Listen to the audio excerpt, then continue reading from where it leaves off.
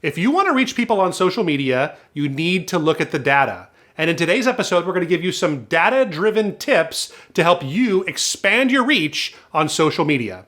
We hope this conversation helps you reach more people and grow. This is the Reach Right podcast.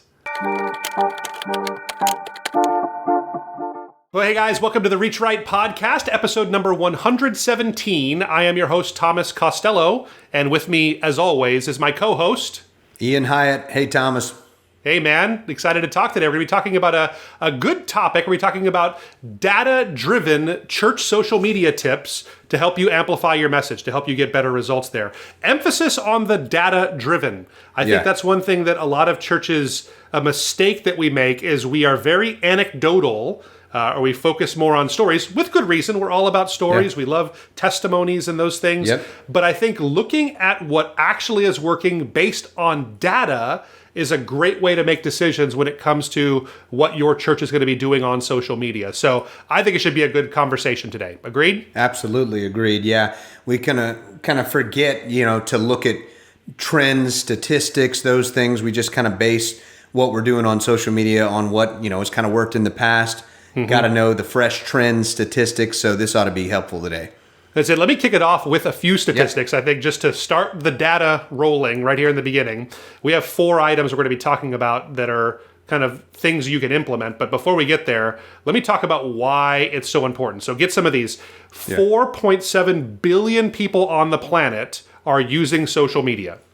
4.7 billion people, 59% of the world's population is on social media. So I've been impressed that that commission that we have from Jesus, the Great Commission, to go into all the earth and to share the gospel with people, to tell about what he's done, about what he did for us on the cross, that the going to all the earth has actually been easier today than it ever has been before. And now there are, you can tell me there's some tribes out there that don't have social media and they're unreached by human groups, and that's go to them too in person, yes. Right. But you can reach a huge swath of the world's population on social media nowadays. So it is more important than ever before. Next, 227 million new users have signed up in the last 12 months. So we have this idea that maybe social media has peaked, or maybe some platforms have peaked, it seems like. But the idea that it's going away or it's slowing down,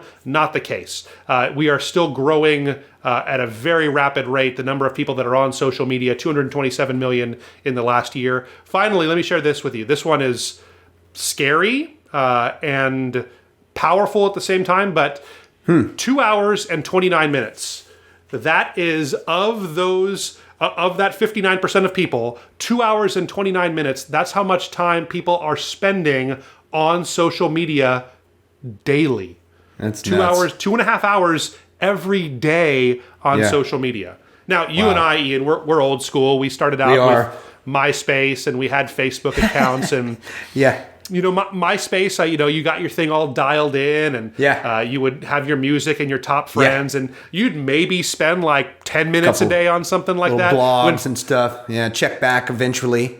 Yeah, when Facebook came out, you might have spent maybe 20 minutes kind of checking out what's going on there. 2 hours, 29 minutes. This is where people are, but it's kind of the great equalizer in some ways too, because churches have the same opportunity and the same access to the entire world that enormous companies have, and people that have it used to be that you had to pay millions of dollars. It was a pay-to-play system, and now with the right kind of content, you can actually reach an enormous audience we could have never reached before. So it presents a huge opportunity, I think. Scary, but it is a pretty big opportunity. Agreed? It is. So, well, good. Well, let's dig in, because let's go through these 4 things here. I'm going to kick off the first one, and this one I think is a big and a good one to start with. Prioritize the most popular social media platforms. You should do that. Why? Because you can reach more people if you're focused on the most popular ones. So first and foremost, we mentioned, like it or not, it still is Facebook, though. There is a bit of dwindling there, and we're going to talk about some other contenders and effective ones, but that's still where most people are at. And so that's where, for all sorts of reasons, people are connecting with friends, family, reading the news, joining groups, checking out new brands. And here's actually the top sixth used in 2022, which I think this is great because we have 2022 data here. We're not going, a few years back for this data. So Facebook number 1, YouTube number 2. I was surprised at this, but you and I were talking about this a little bit. This is not as much in the U.S., but WhatsApp, and there are a ton of people that use it here, but that's number 3. Instagram 4, WeChat 5, one that I was kind of like, huh? And then, of course, number 6, last but not least, is TikTok. So those are the top 6 as of 2022. Yep, that's good stuff. So WeChat is a Chinese primarily social network.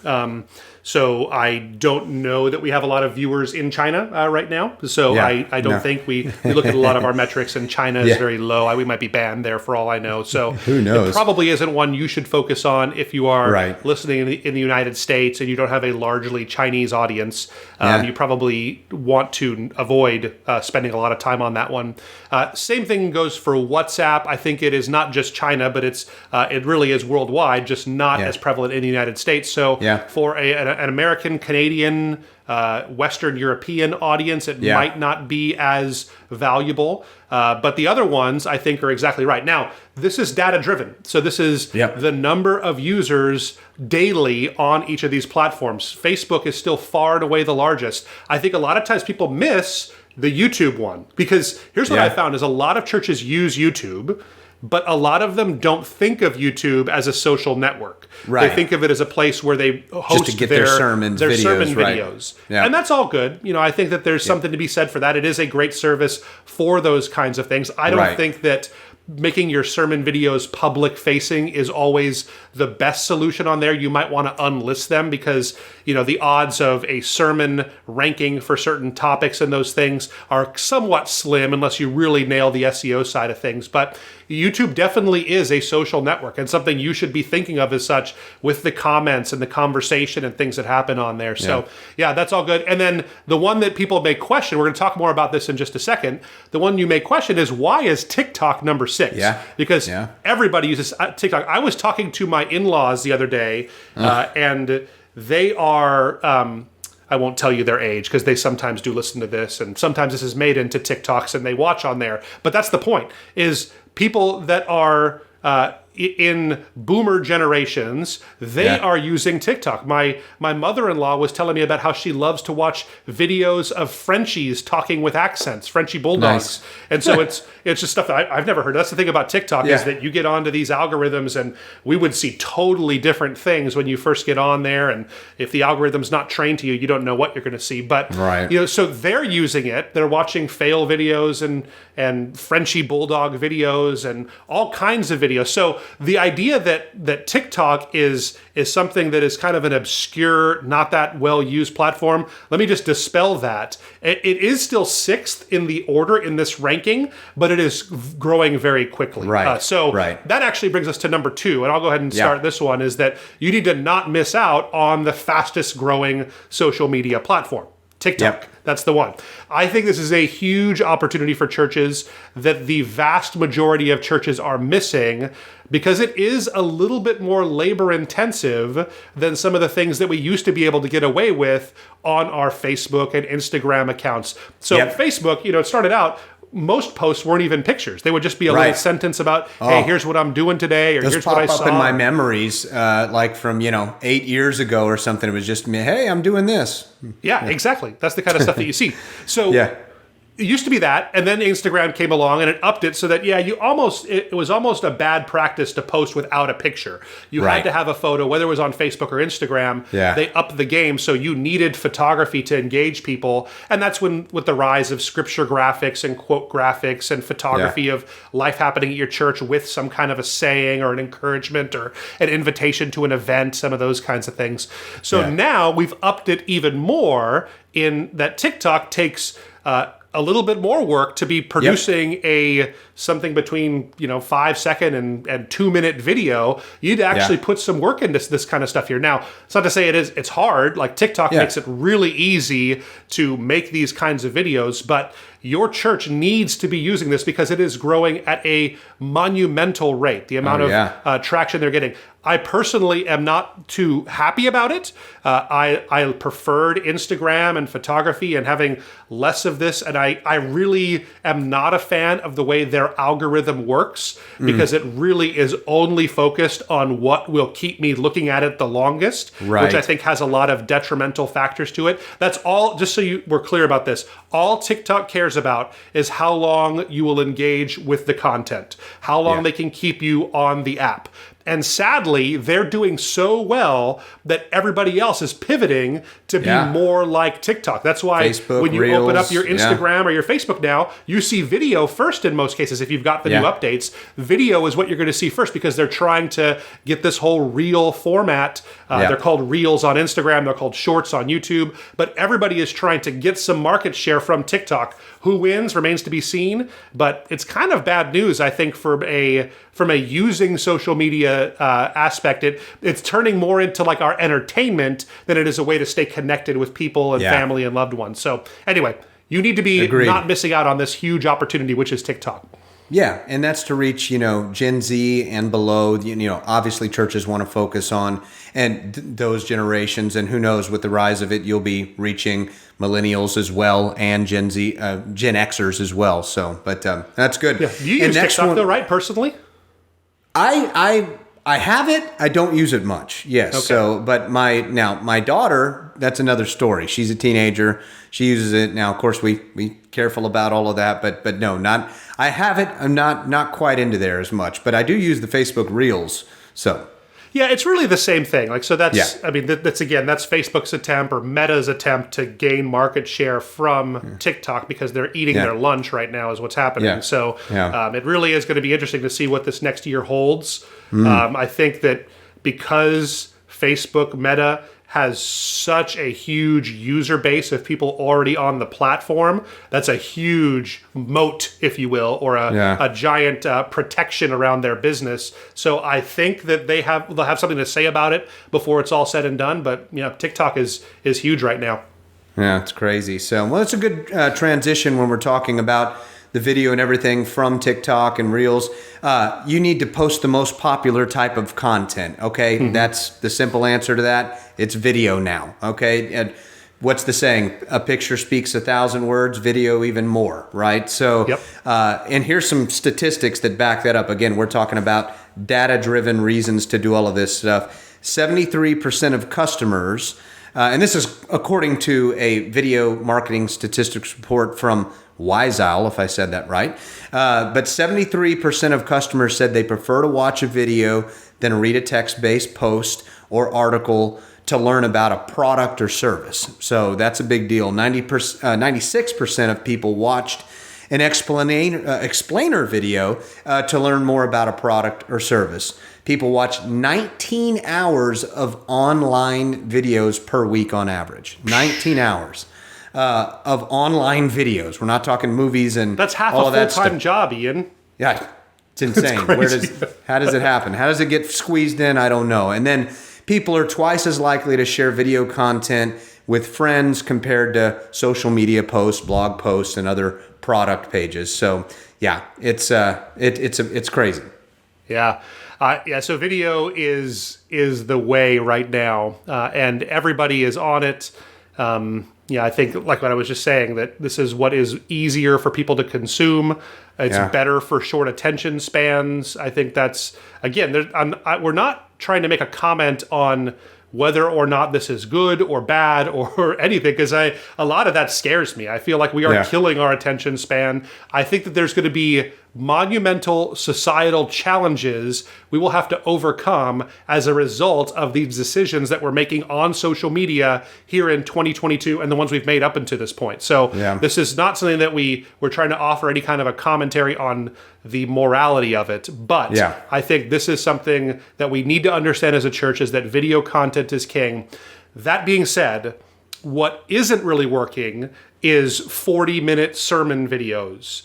Those are fine. I'm not saying do not put those online, right? But do not hear what we're saying with this that what we're talking about is just making 40-minute sermon videos and saying, oh yeah, we do video, is true, but I think you're missing out on what the actual popular content type is, because there is a difference between a 40-minute sermon video that's unedited and just a video of your sanctuary there, and the kind of video that we're talking about. These videos are quick cutting, music-backed, high action, fast-paced, sometimes only like 8 seconds, sometimes a minute long. But that kind of content is the kind of things, that's what's really flying right now. So what this is going to look like for most churches is taking pieces of content that maybe you create specifically for that, or finding that 30-second clip in your sermon that you really nailed, that it was just absolutely, it was crushed, putting some music behind it, putting some captions over it, making some transition sounds, maybe even cutting a few parts together to make a cohesive thought and putting that onto those platforms. Try that and you will see a huge difference. You may see 40 or 50 views on a YouTube sermon. You could see thousands of views on Instagram or TikTok if you get these kinds of things right. So that's a huge opportunity. Huge opportunity. Get more eyes on your content, and that it leads more people to what God's doing at your local church level. So good stuff. That's it. All right, last data-driven idea to help you improve your social media engagement there as a church is you need to jump onto the right trends. You got to keep an eye on what is trending. And I want to talk about two different kinds of trends. We'll call them like macro trends and micro trends, right? So first, the macro trends. What we're talking about here is over the course of like the last 18 months or so, what has been the general direction of social media? You want to get onto that, and I want to tell you why. Right now, like for instance, just to use it as an example, this video we were just talking about, that has been the trend of the last 18 months, 2 years, the pandemic time. TikTok has done this and kind of made this whole thing. Then that's made everybody in the social media world adjust so that they can start to compete and not get this market share taken from them by TikTok. And so what they do to adjust is all the other platforms, whether it be YouTube or Instagram or Facebook, they all have a competing TikTok format. So Reels for Facebook and Instagram, Shorts for YouTube. What they do is they actually give you additional reach if you're making the kind of content that they want you to make. So right now they want to get market share from TikTok. So if you make Reels or Shorts, they're going to give you way more reach than they used to give you on images or text or long form video. They did this same thing a few years ago. You remember that there was a time, maybe 5 years ago or so, where Facebook live video was huge. And they were asking you all the time, do you want to make a live video? And you saw live videos coming up all the time. That was the trend 5 years ago. It doesn't make a lot of sense to do live video now, maybe for some, but for most, right now, they're giving a lot of bonus reach where you could get a huge number of people would be reached by your videos if you do the content that they're specifically looking for. So, for instance, us as an organization, we post something on Instagram. We have a relatively small Instagram following. Only a little under 400 accounts follow us, so it's not huge. But we post a picture, we might get, it might show up in 40 or 50 accounts. We might get 3 or 4 likes. We post Reels onto Instagram. We, on average, are getting something like 4,000 to 5,000 views on a Reel, and we're getting dozens of likes. And that's not because it's some kind of mystery that we've unlocked. It's just because they're pushing Reels right now, and they want to get more eyes on that to incentivize us to make more of them and to make that their primary format. So follow those macro trends. Does that make sense? Or am I being clear with this, Ian? Oh, you're being very clear. No, and I think that's good because when you follow the macro trends, you're going to get precedence. Again, the takeaway from this is that when you're following these trends, you're going to be more seen. So you want to be seen and you want to stand out amongst the crowd, so to speak. Yeah, that's good. So beyond that, I would say that there's also some room for churches. I think this is a little bit, but maybe not as high, but you can focus a little bit more on what we'd call like micro trends, right? So this is something like where you hear a specific sound or a specific song on TikTok. Like, for instance, if you're on TikTok, we've all heard the "my money don't jiggle jiggle, it folds," that whole thing, or those kinds of things, or that one where the they're marching along, and it's like a old pirate song that they do on TikTok. There's all maybe you don't know what I'm talking about, but I don't. There's all you don't know about either of those. The money don't jiggle. I knew jiggle? about the money didn't jiggle, but not the last. At least you know one of them. Yeah, that's a trending song, or it was at least on TikTok. And if you use that song, you're more likely to have people engage with it, and you're more likely to show up in people's feeds. So you want to be keeping your eye on trending sounds, trending photos, trending hashtags, those kinds of things. And your church can really leverage this. So again, if you're, I don't know, I could see a scenario where if you're preaching on generosity or giving, or I don't know, something like that, maybe you use the money don't jiggle. Be cautious with that. I'm not trying to make a theological statement, but find ways to work in some of those trending audio clips, trending formats, those kinds of things on those platforms. It'll get you a lot of results that way. That's good stuff. Yeah, awesome. Anything else to add as we kind of close up here, Ian? No, we gave a lot of data, but you can apply it. Hopefully you've retained some of this. And as we always say, if you can't carry out all of this, just make some changes. Make an attempt, because just doing some of this work is going to get you better results. But it's worth the investment of time, we believe wholeheartedly, for you to find someone on your team, someone on your staff that can champion this kind of work. So we hope that this has inspired pastors to carry that out. Yeah, I think if I wanted to leave you with a parting thought is that social media is not going away. We know that it's growing, it's huge, everybody in your church is using it, grandma's using it, 12-year-olds are using it, everybody's using it. It's probably worth spending and investing in. So that would be my encouragement to most of the churches that are hearing this. And maybe it's not financial. Maybe you have volunteers that can pull this off. A lot of us don't. But I want to encourage you that it probably is something that is worth investing in at this point. Again, people are spending 2.5 hours a day consuming this content online. This is a huge opportunity to be reaching people. So I'm not saying you need a pastoral role in this, but you probably want someone to be working on this. It's the same as, that you want someone taking care of your grounds at your church. You want someone taking care of your grounds online. And so it's something that you probably should be investing in. I hope that this conversation has given you 1 or 2 ideas that you can implement. I know it's a huge undertaking if you're going from nothing to making multiple TikTok videos every week that are on trend and following this. It's a lot that we're prescribing out there. Yeah, totally. But take a little step. I think you were right in that, Ian. Take a little step, see what happens, test the waters. And that's the other thing about social media is you have to try it, but sometimes things don't work. Sometimes you just realize that, well, you know what? Try as we might, that doing these live videos, it's just not working for us anymore. It's time to make a change and make a shift on this. And when you do, keep trying until you find something that actually gets results. And in the end, we're talking what results look like is engaging people with the gospel of Jesus. That's what it all comes down to. So that is definitely what it comes down to. Huge mission field in front of us, huge opportunity. I hope this conversation has been helpful in maybe inspiring you to reach into that mission field a little bit more. So